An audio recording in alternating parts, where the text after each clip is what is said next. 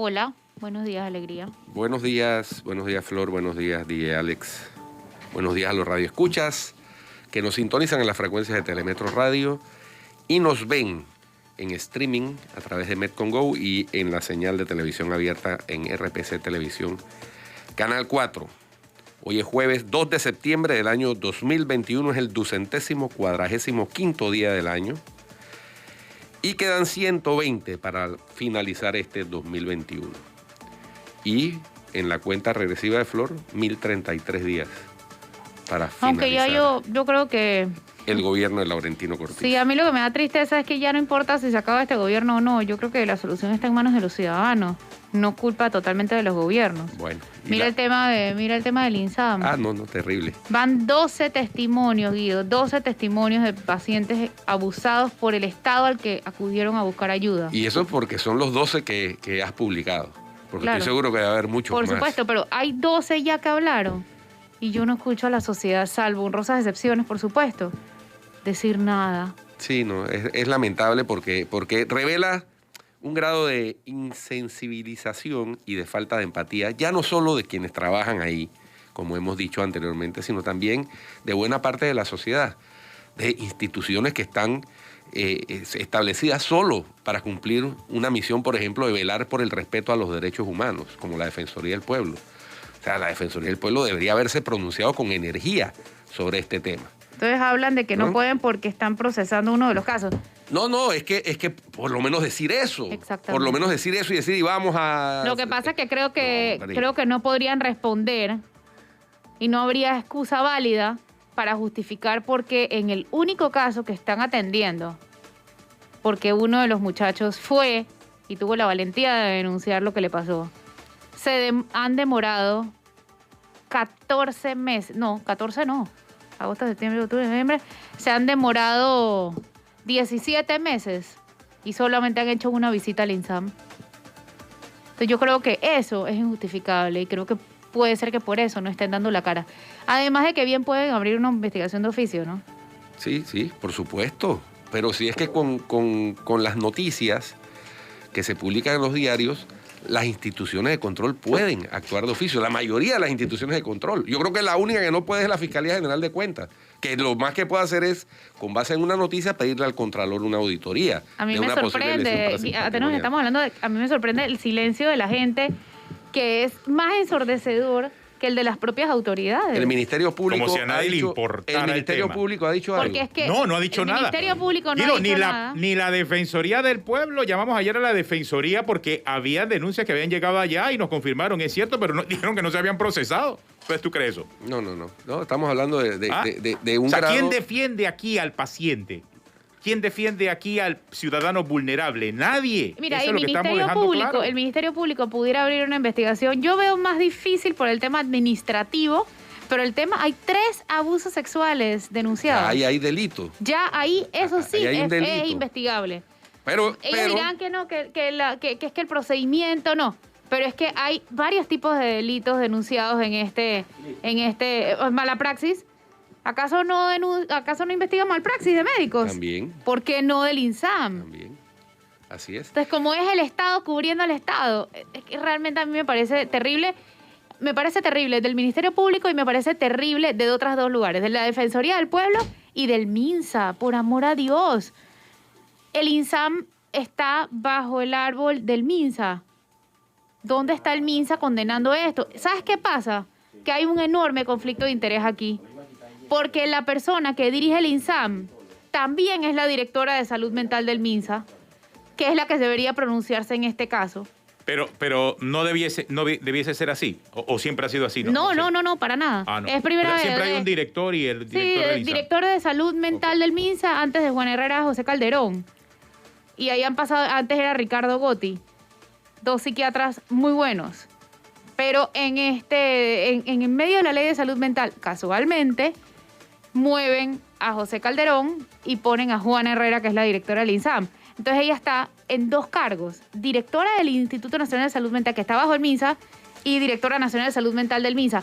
Si hay un incidente con el INSAM, como está pasando en este momento, ella con qué cara puede hablar si ella es la directora. O sea a mí me parece que es un conflicto terrible. Terrible, porque es a la vez supervisora y supervisada.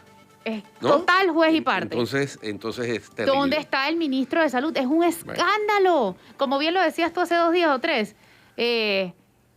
Esto se compara al CENIAF. Pero es mucho peor, tomando en cuenta que este servicio no es tercerizado. Así es peor. Y es con pacientes vulnerables, tan vulnerables como son los niños, niñas y adolescentes. Tan vulnerables, en el mismo grado. Tienen un problema de salud mental, ahí hay personas que son también adolescentes, también ancianos, personas de la tercera edad, adultos mayores, etcétera, como se le quiera denominar, que son vulnerabilísimos, son de los grupos más vulnerables de la sociedad y encima afectados por enfermedades mentales. Hombre, realmente, Flor, te reitero las felicitaciones por tener la valentía de publicar esto, la empatía para hacerlo, porque también se necesita tener empatía para poder ponerse en los zapatos de esa pobre gente, publicar una denuncia como la que has publicado durante 3 días seguidos y esperamos la reacción de las autoridades que siguen sin reaccionar, siguen como si no estuviera pasando nada, como si esto fuera en otro país. Y ojo, que no tenemos ley de salud mental, porque el presidente la vetó y luego en la Asamblea se volvió a estancar. Hay un proyecto esperando prohijamiento presentado por el diputado Gabriel Silva, en el que se establecen los derechos, increíble que en el 2021 todavía tengamos que tener una ley que establezca claramente cuáles son los derechos y el derecho a la no tortura de los pacientes. Yo no sé qué tanto hubiera cambiado si hubiéramos tenido esa ley vigente, pero me parece que es inaudito que no haya una ley. Sí, no, por supuesto. La ley es una herramienta para luchar contra este tipo de cosas. No es que va a solucionar los problemas mágicamente, pero es una herramienta adicional. Y lo otro que me preocupa es, esto se está dando en la capital, donde están las luces puestas. Imaginémonos lo que pasa en provincia. Así es. Eso a mí me tiene sin dormir pensando. A mí varias personas mañana me han dicho, vete a tal hospital, vete a otro. ¿Tú crees que aquí está mal? Ay, vete a otro para que tú veas. Y en los temas de salud mental y en el resto de los temas también está pasando. Por supuesto, en la capital todo el mundo tiene los ojos más puestos y lo que pasa en el interior es una... Y nadie defiende al paciente, por lo visto. Bueno. Ni le importa tampoco. Es la impresión que recibo de parte de las autoridades, incluyendo al Ministerio Público. Y a propósito del Ministerio Público, ha causado conmoción y con justa razón la utilización de una figura diseñada para otro tipo de situaciones y de casos, para imputarle cargos a un comunicador social por haber tenido la osadía, Flor, de revelar una situación realmente cuestionable por parte de una diputada. Y entonces la reacción fue utilizar la figura de la violencia de género, y el Ministerio Público le ha formulado cargos al comunicador Mauricio Valenzuela por violencia de género. Eso es una figura aberración. que no cabe en la figura por donde se le mire, no cabe en la figura que supuestamente a la que la diputada Zulay Rodríguez acudió a presentar una querella contra Mauricio Valenzuela, por haber revelado en un reportaje periodístico, en donde él hacía de entrevistador, una situación que quien la denuncia es el afectado, el señor José Luis Penagos, que también fue querellado por violencia de género, para que no digan que es otra cosa. Fue exactamente el mismo proceso. El señor fue querellado por denunciar una irregularidad, lo que él considera una irregularidad cometida en su función de abogada de él por parte de la diputada Zulay Rodríguez. Entonces, es inaudito. Ya esto ha sucedido en otros países y la justicia ha... Ese es el punto. Y la justicia ha corregido el rumbo. Tú acabas de dar en el clavo, porque la verdad, todos los ciudadanos, incluyendo diputados, tienen derecho de presentar todas las quejas y recursos que quieran, querella, lo que tú quieras, pero es responsabilidad de la justicia, y en este caso del Ministerio Público, separar las cosas. Entiendo la admisión, está bien, la admitiste como cualquier otra, pero analízalo, revisa el fondo. Pero no, aquí lo primero, no importa la circunstancia, es atacar la libertad de expresión. Es terrible. Y estamos poco a poco perdiendo ese derecho fundamental del panameño. ¿En manos de quién?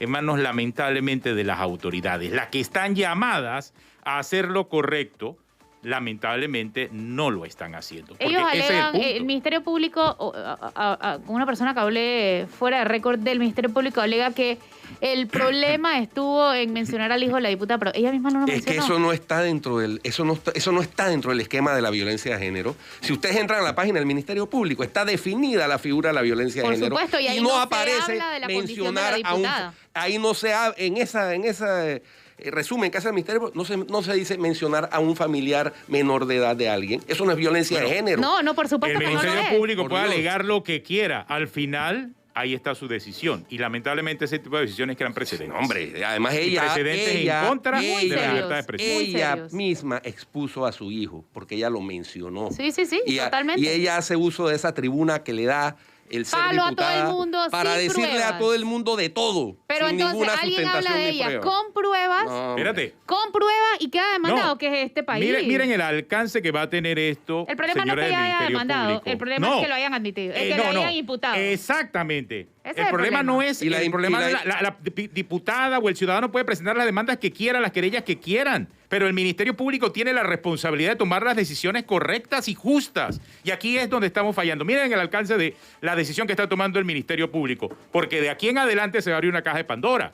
Porque nosotros, los que normalmente recibimos palo de todos los políticos, después de lo que hizo el Ministerio Público, también vamos a comenzar a presentar nuestras demandas por violencia de género. Ya sea que nosotros nos veamos afectados por parte de los diputados que utilizan las redes para atacarnos o viceversa. Eso es lo que va a traer como consecuencia Peligrosísimo la el decisión que precedente. acaba de abrir el Ministerio Público. Bueno. Ellos la tomaron y bueno, ahora vamos a tener que vivir con las consecuencias. Se van a atiborrar todos las fiscalías de denuncias por violencia de género. El Ministerio Público abrió la puerta y ahora, y difícilmente va a cerrarla porque es una medida cautelar que ha impuesto el Ministerio Público. Esa Sí. puerta no se cerró ya. Esa puerta no se va. Vale. Esto no es que se admitió, no. Ellos es tomaron ya la imputación. decisión. Hay Es una imputación. Que voy a explicar un poquito en qué consiste la imputación. Primero, la audiencia de imputación que se dio ayer es en presencia de un juez de garantías. Es decir, es el Ministerio Público con órgano judicial, ¿no? La imputación significa que a partir de ayer que se formularon los cargos, el Ministerio Público tiene 6 meses para investigar y decidir si presenta o no presenta una acusación. Yo espero que después de analizar bien la figura, el Ministerio Público desista de presentar una acusación. Pero vamos a ver qué sucede. Ya esto ha pasado en otros países. En Guatemala recientemente, una jueza echó para atrás una decisión del Ministerio Público contra 2 periodistas que estaban imputados por Oye. lo mismo, por una diputada también casualmente, y dijo esto no configura la violencia. de Ayer género. nada más, el periodista británico Piers Morgan le ganó una batalla legal contra el Palacio de Buckingham, que lo estaba acusando casualmente de meterse en la vida privada de los miembros del ¿Tú te Palacio imaginas Real. aquí? ¿Qué un le dijeron periodista allá? No, espérate. ganándole al Palacio? El periodista tiene el derecho de opinar lo que le dé la gana. Ese es el punto. No es que habló de mis hijos, porque ese era el tema específicamente allá en Inglaterra. ¿Y qué dijo la autoridad regulatoria? Señores, ¿saben qué? El periodista tiene libertad de expresión. Puede opinar de eso. Ustedes son unas figuras públicas. Figuras públicas están Ese sometidos es el a mayor centro. escrutinio. Claro. Y si usted mete a su hijo en la discusión, como sucedió en este caso, usted es el que lo está exponiendo, no el periodista. No, ya te digo, Guido, tú te puedes defender como quieras. Todo el mundo se puede defender como le dé la gana, pero le corresponde a la justicia, en este caso del Ministerio Público, actuar de forma correcta. Apegado a Pero aquí- derecho y a corrección. Pero aquí nadie respeta la libertad de expresión. Es correcto. Y Nadie. ¿sabes cuándo nos vamos a dar cuenta? Cuando se acabe. Exacto. Cambiando de tema, antes de irnos a cambio, las reformas electorales es un problema lo que está pasando allá adentro. Esto pasa no, cada 5 años. Espérate, ¿no les parece que eso es como un intento de desviar la atención? Yo no sé. No estoy Yo tan no sé, segura, yo pero no ¿O sé. es será suficiente- realmente un gol? Yo creo que Yo va no a ser sé. un Es gol. un gol. Están tratando de hacer goles. Yo creo Los que goles están son desviando la atención, pero haciendo los La goles a propuesta la vez. original era de 7.5 millones y la llevaron a 20, a 20. para presidente. ¿ah? Y de diputados eran De 225.000 a medio millón. Se están oponiendo hasta los candidatos presidenciales. Chule. Vamos a ir a cambio y volvemos a hablar con el diputado Gabriel Silva de este tema y luego hablaremos también con el diputado Luis Ernesto Carles también de este tema de las reformas electorales. No se vayan, ya volvemos. Ya venimos con más.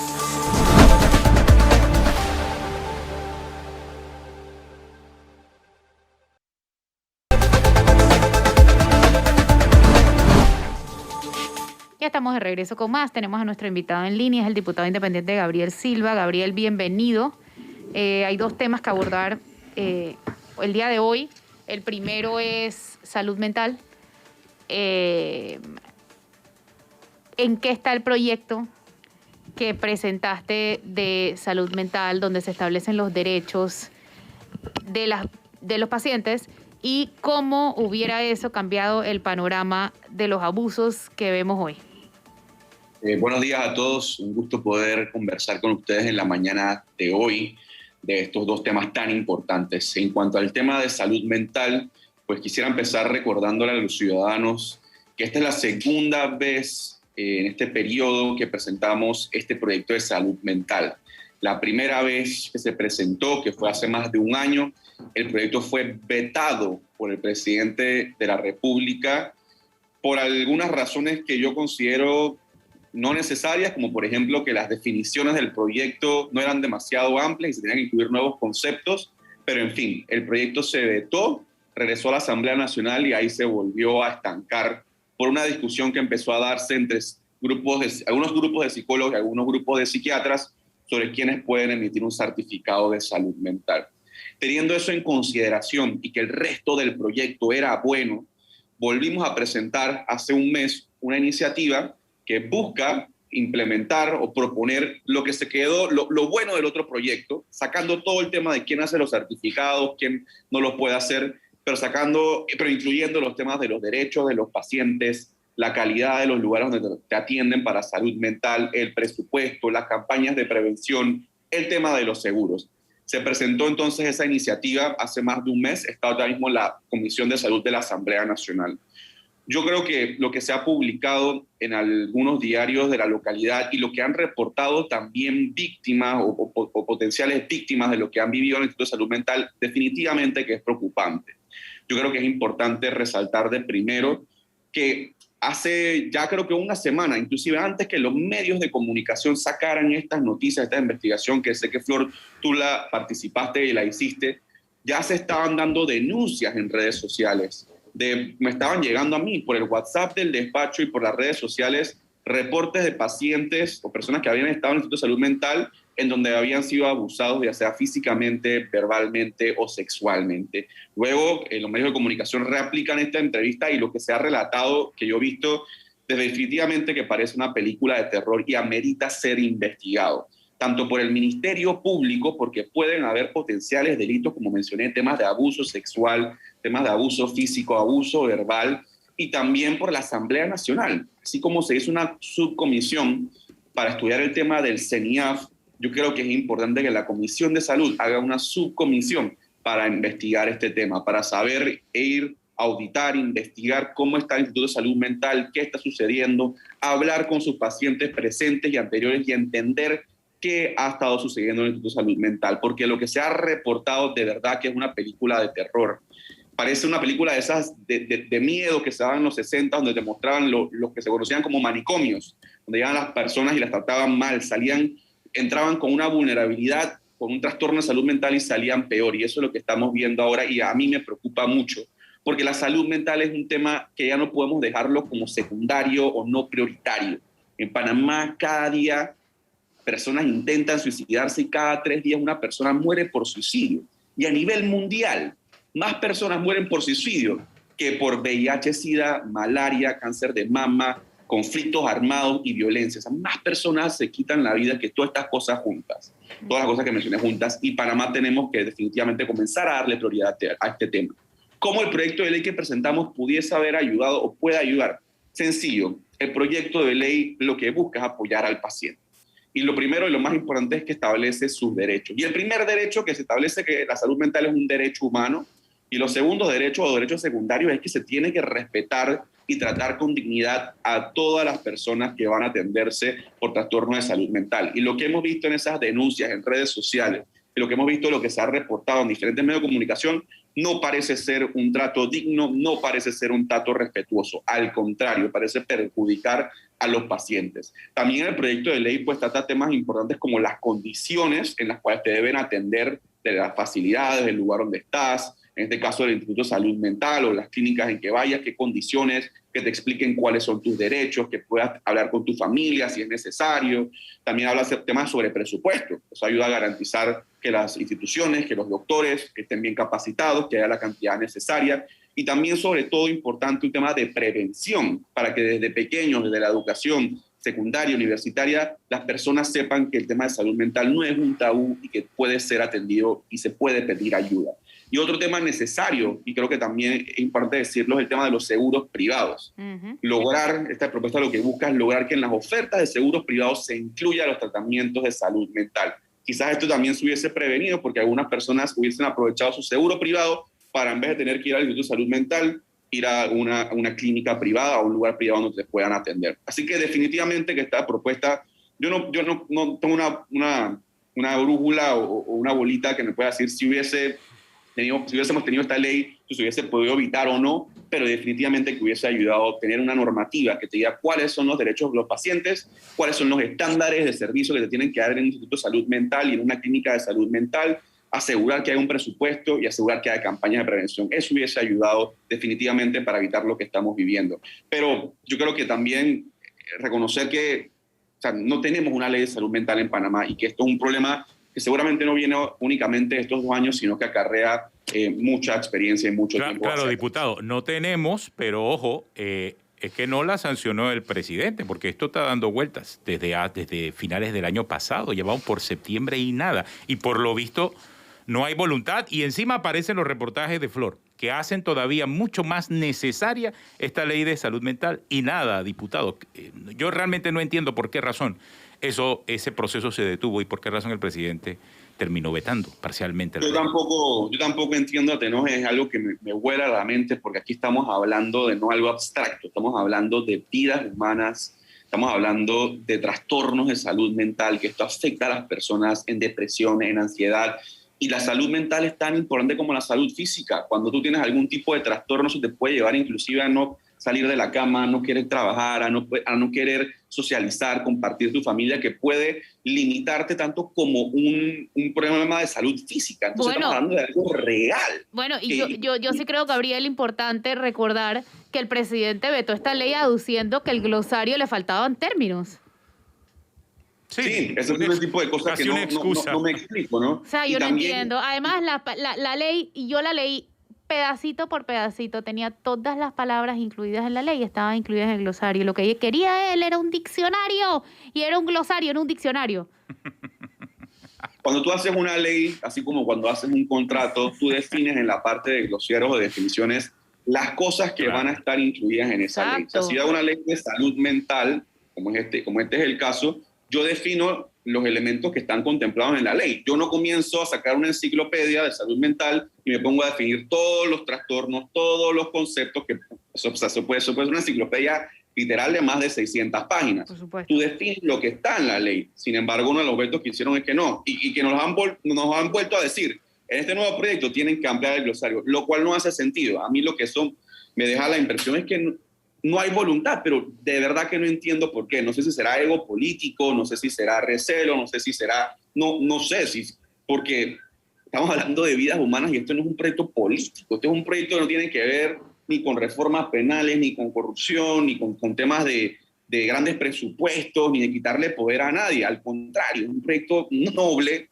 que no me explico por qué no debería ser una prioridad o una ley de la República como mínimo, ¿no? Ya es hora, la región, la gran mayoría de los países tienen sus políticas públicas de salud mental. Este proyecto debería ser un avance y estamos viendo hoy, o sea, en medio de pandemia, ese proyecto antes de la pandemia se propuso, pero en medio de la pandemia se discutió y se había un momento crítico para el ciudadano en cuanto a los trastornos de salud mental, ansiedad, depresión y demás. Es la pandemia, es un momento difícil para la gente y necesitamos ese apoyo, ese respaldo gubernamental. Gabriel, y el segundo tema del que queríamos hablar contigo era el de las reformas electorales. Guido.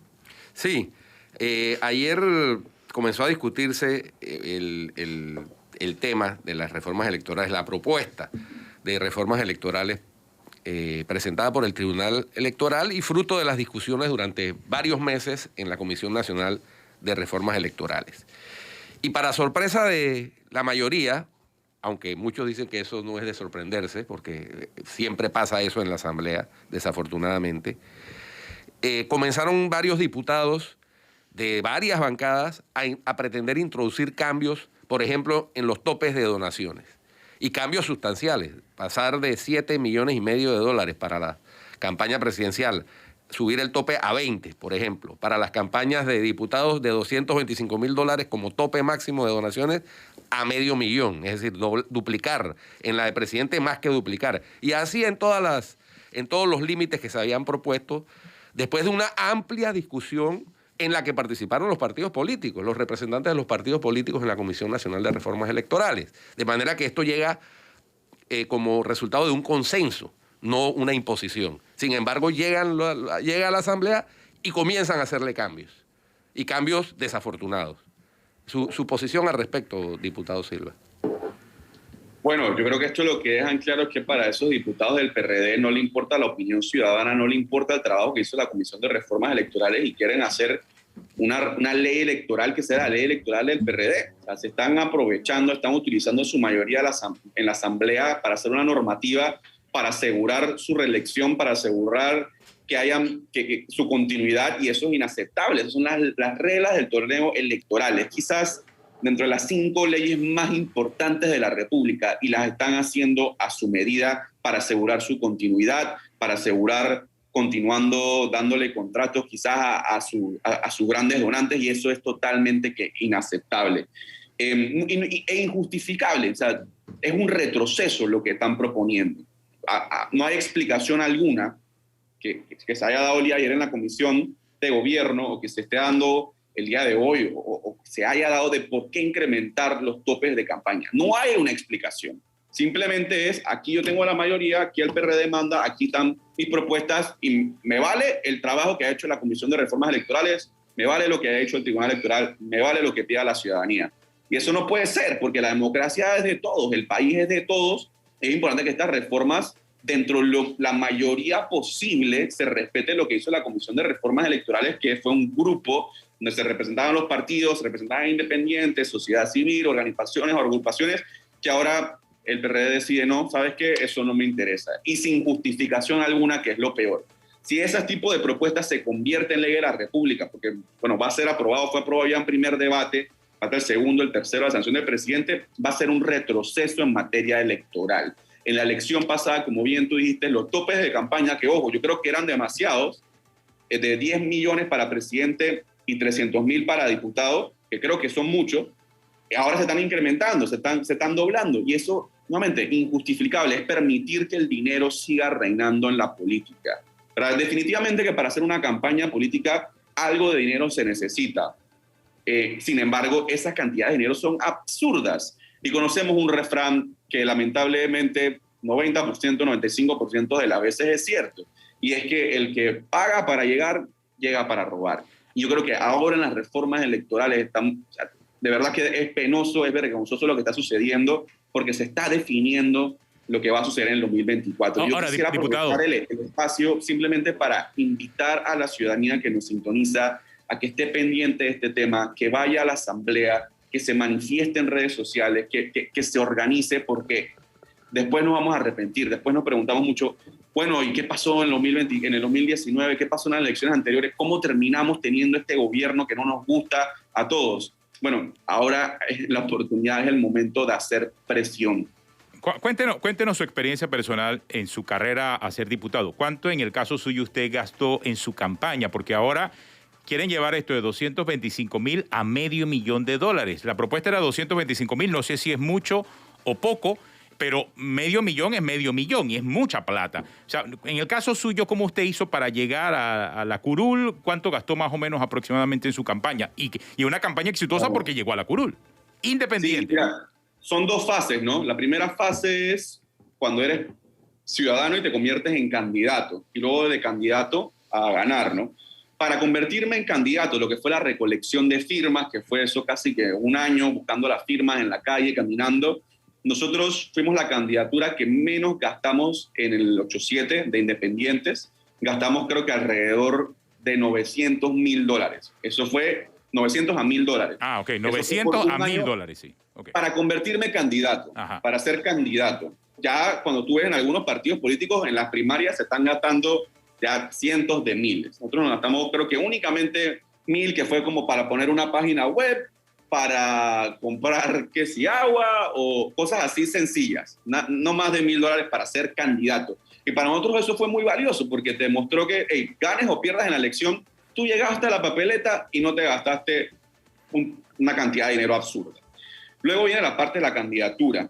Ahí sí gastamos más, pero nos gastamos un tercio de lo permitido. O sea, ni siquiera llegábamos ni cerca, ni la mitad de lo permitido por la norma electoral.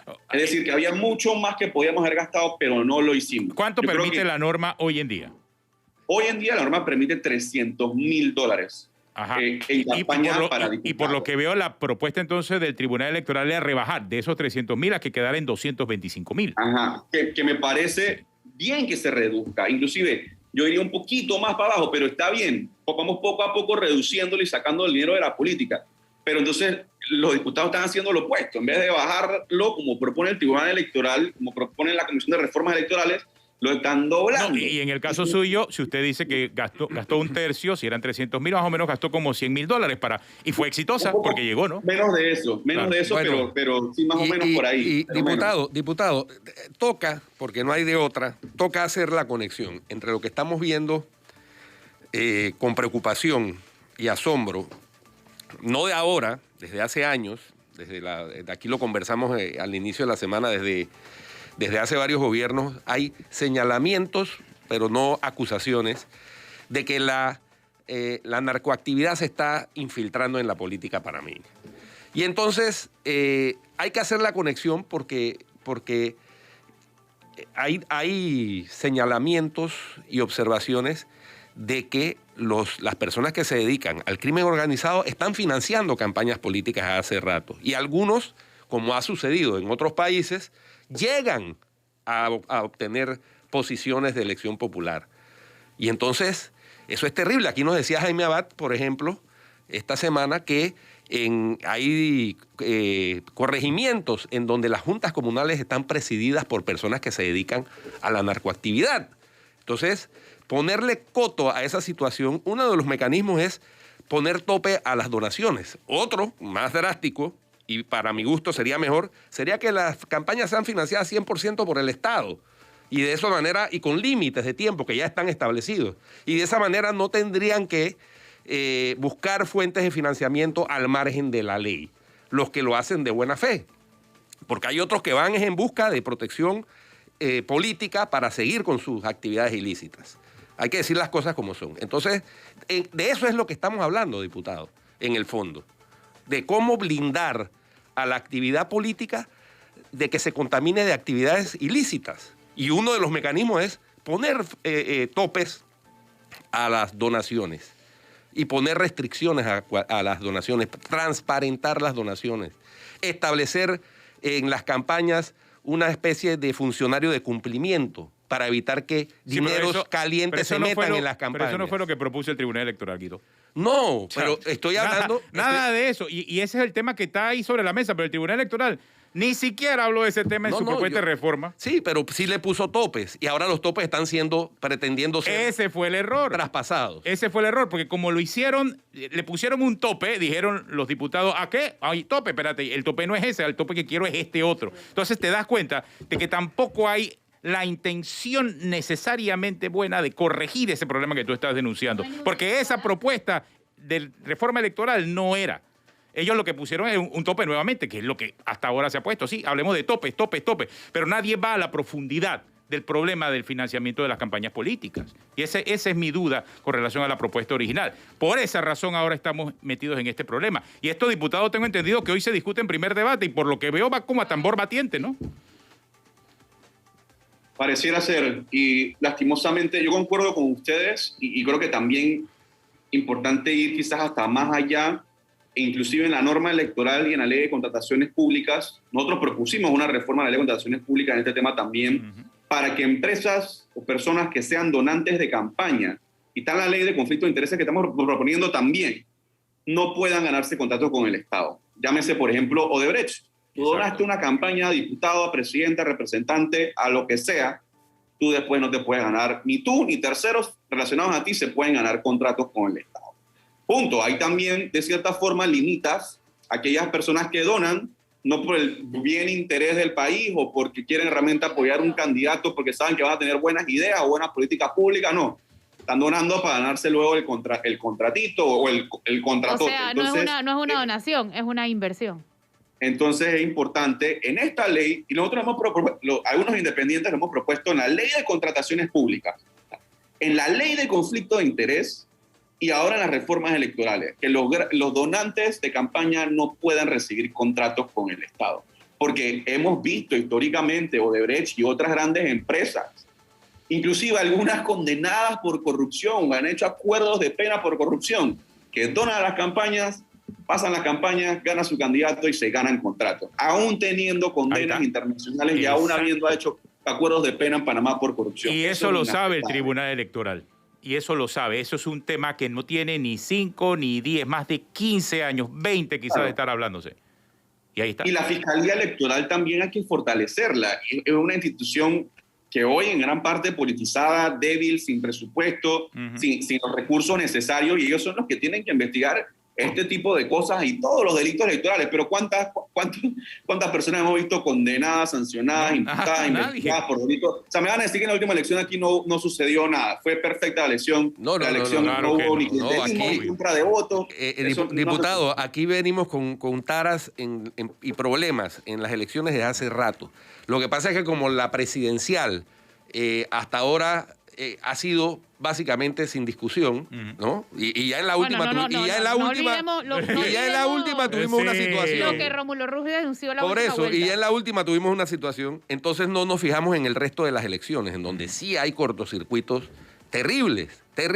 Y ha habido investigaciones de fondos públicos metidos en las campañas a través de las juntas comunales, por ejemplo, esa de las juntas comunales, 400 y tantos millones de dólares, en gran parte fueron para financiar campañas políticas, ¿no? Entonces, por supuesto que hay que hacer una reingeniería de nuestro sistema político electoral, pero los que defienden el statu quo, pues gozan, porque están viendo a ver cómo logran mejorar esas normas más a su favor. Bueno. Diputado, gracias por acompañarnos. A ver si se da un milagrito en la Asamblea hoy, pues. Ojalá uno positivo. Ojalá uno positivo porque, como mencioné, las reformas electorales son probablemente dentro de las 3 o 5 leyes más importantes del país. Está el presupuesto de la nación y yo creo que por ahí debe estar el código electoral porque determina las elecciones de un país. Y en este momento se está decidiendo una parte importantísima de lo que va a suceder en el 2024. Gabriel, ¿y cuándo vas a pedir la investigación por parte de la comisión en la Asamblea? Yo tengo poca esperanza que la Comisión de Salud vaya a querer abrir una subcomisión para investigar el tema de salud mental. Yo igual voy a hablar con el presidente de la comisión, la voy a pedir, voy a hablar con otras comisiones que tengan temas relacionados para pedirla, pero se tiene que hacer, se tiene que investigar. Quizá el de la mujer. Quizá la Comisión de la Mujer también. Es una opción porque algunos de los testimonios son de menores de edad, son de jóvenes, niños, niñas. Entonces la Comisión de Mujer tiene que ver con la niñez y tiene que ver con los menores de edad. Así que tendríamos que hacer el análisis para ver si puede entrar ahí. Yo creo que de salida debería ser la Comisión de salud. 100%. Pero bueno, al final, por ejemplo, el tema del CENIAF es un tema que le compete al MIDES, ¿no? Sin embargo, la subcomisión que estudió eso no fue la Comisión de Trabajo, Salud y Desarrollo Social, fue la Comisión de la Mujer. O sea, que hay una posibilidad de que se pueda hacer, ¿no? Bueno, ojalá lo haga alguna. Me da mucha tristeza que desde ya haya tan poca esperanza en que la Comisión de Salud de la Asamblea no investigue una institución de salud del país. O sea, me parece inaudito, porque responde a intereses políticos. Pero ojalá se pueda hacer. Gracias, Gabriel, por acompañarnos hoy. Que tengas buen día. Muchas gracias. Y por lo visto hay muchos intereses políticos detrás, porque... No podemos olvidar también, y hay que decirlo, Juana Herrera, aparte de ser directora del INSAM, aparte de ser jefa de salud mental del MINSA, Ella es coordinadora del Foro de Mujeres de Partidos Políticos del PRD y también alguna cosa de la mujer del PRD.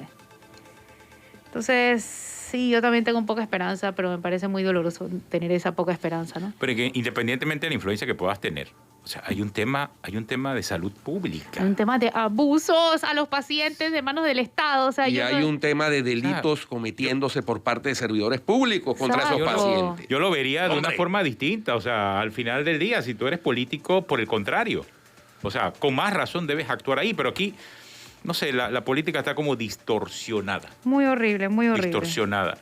Ya te digo, para mí lo retador en tema de reformas electorales sería entrar en la discusión no tanto del tope, sino del origen. Pero no, el Tribunal Electoral siguió llevando este tema a una discusión de tope y bueno, ahora que hizo la Asamblea, hablemos de topes.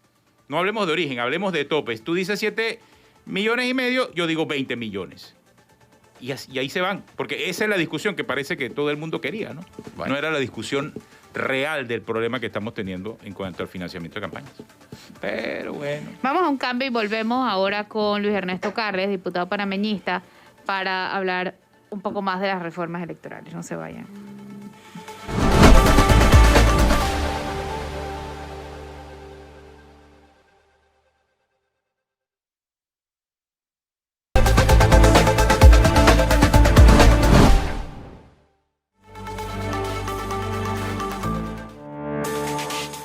Bueno, revisando. Ya Oye, estamos de regreso con este más. tema de la mina lo tratamos mañana. Ajá. Hay que tratarlo mañana. Ayer sí, yo mencioné aquí unos números absolutos de ganancia y hay grandes diferencias entre lo que recibe Panamá y reciben otros países, obviamente. Pero sí hay una diferencia específica en cuanto a la manera que se trasladan esas ganancias de las minas a los gobiernos. En algunos países es por la venta bruta o la facturación y en otros países es por la ganancia. En el caso panameño puntualmente es por la facturación. Y es lo que establece el Código Minero. Lo que es cierto es lo que el Código Minero dice acerca de ese piso a partir del cual deben comenzar las negociaciones. Porque en la reforma del año 88 sí quedó claro que lo mínimo debiese ser un 2%. Antes del 88, en el Código Minero original del 63, sí se establecía claramente que debía ser ese 2%. Después se agregó la frase, lo mínimo debe ser 2% y de ahí en adelante construir. Y ya para el 2011 sí creció a 5 y hasta 8% dependiendo. Oye, pero aprovechando que estamos hablando, tenemos en línea al diputado Luis Ernesto Carles. La minera está en su circuito. Oye, sí. Cuéntenos un poquito, diputado. Buenos días, Flor. Cuéntame, ¿qué tema está? La mina está en Donoso. Lo que pasa es que el beneficio que ofrece la mina llega hasta el circuito del diputado Carles, que es la Pintada, etcétera, ¿no? Porque la otra mina de Petaquilla sí estaba más cerca. En la Pintada, sí. Así es. Bueno, definitivamente que todo el tema minero tiene que evaluarse, tiene que replantearse.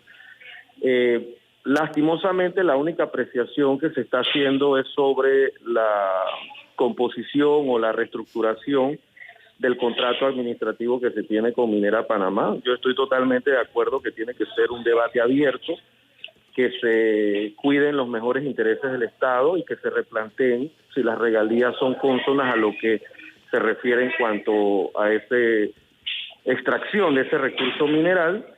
Y no solo esa concesión, sino todas las demás concesiones. Acabamos de ver cómo bienes públicos, como es la concesión portuaria de PPC, se negoció prácticamente a puertas cerradas. Así es que yo lo que creo que es positivo que se abra un debate sobre ese tema. Sin embargo, el ministro de Comercio e Industrias también debería abrir un debate sobre el pasado de Petaquilla, que actualmente le debe $15 millones a 635 trabajadores, que cuando yo fui ministro, todos los procesos administrativos que se llevaron en la Dirección General de Trabajo fueron ganados por los trabajadores, pero que el concesionario en aquel tiempo apeló ante los tribunales de trabajo y eso, Floria Tenógenes, llevó un tiempo largo. Sin embargo, los trabajadores al final lograron ganar todos esos procesos confirmatorios pero el ministro de Comercio e Industria, que es el que representa la administración de las concesiones en este tema, también debería de abrir un debate y responderle a esos trabajadores que se les adeuda 15 millones de dólares y explicarnos cómo es que está abriendo reservas mineras en lo que antes se conocía como Petaquilla, si el anterior concesionario nunca respondió, y cómo quedan estos trabajadores. Entonces yo sí creo que el debate, no solamente sobre el tema minero, sino sobre cualquier otro tema de administración de un bien público dado en concesión, tiene que ser de manera transparente, público y sobre todo cuidar siempre los mejores intereses del Estado. Reformas electorales, diputado. Bueno, estamos en este momento próximos a que la Comisión de Gobierno se reúna. Yo sí quisiera explicar un poco el contexto, Flor, de que en cada periodo, en la mitad de cada periodo constitucional, se tienen que hacer adecuaciones al Código Electoral, pero estas adecuaciones no parten de la iniciativa de los diputados. Estos cambios parten de una Comisión Nacional de Reformas Electorales que es representada por todos los partidos políticos, por todas las organizaciones formales y no formales, civiles y sociales, y que trabajaron de manera ardua durante el año 2020 en medio de la pandemia y que lograron establecer un número importante de modificaciones que hay que hacer a la ley electoral. Los diputados, si bien es cierto, tenemos la facultad legislativa, pero nosotros también tenemos que avalar lo que la Comisión Nacional de Reformas hizo, y ahí estaban todos los partidos políticos. Entonces yo no voy a avalar cambios profundos que vayan a contrariar lo que ya consensuó la Comisión Nacional de Reformas, y hay dos temas muy puntuales en este primer paquete de bloque que estamos discutiendo, que es que la Comisión Nacional de Reformas definió y decidió que la doctrina de las democracias internacionales es bajar los topes de campaña. Anteriormente eran 10 millones para la campaña presidencial, la Comisión Nacional de Reformas está sugiriendo 7.5 millones, que todavía lo considero alto, pero es lo que mandó la Comisión Nacional de Reformas, y el partido oficialista presenta una modificación de 20 millones de dólares. Eso hemos logrado que sea retirado por el momento, porque todavía no se ha votado cómo queda ese artículo. Y el otro es sobre el financiamiento privado.